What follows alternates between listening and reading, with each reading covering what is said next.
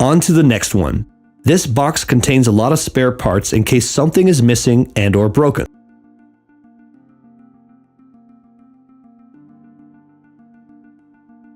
It is important to have this with you in case something breaks or goes missing on the job. If you want to replace a clip, it should be easy, so that's why it's great to have spare parts in your existing toolbox.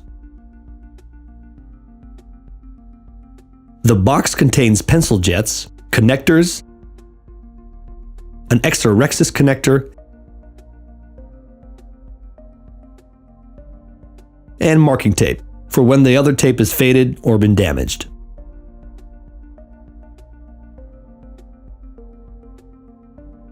Here we have another cool item.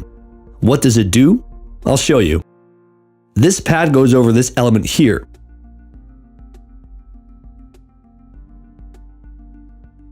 And pull the gooseneck through the open space. Put the brush on. Attach the telescopic lens here.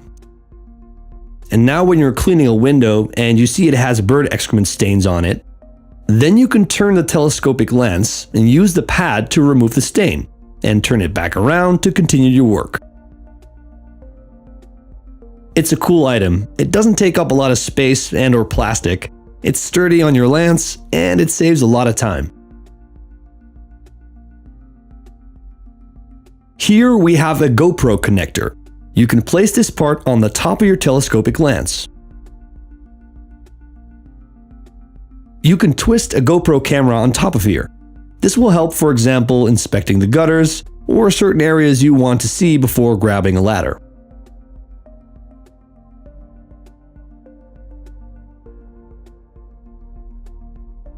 It's a great modern tool. Here we have some standard tools such as screwdrivers, pliers, and for example this connector from Gardena to Easy Snap or Rectus. Always handy to have this with you for any water flow issues you might have.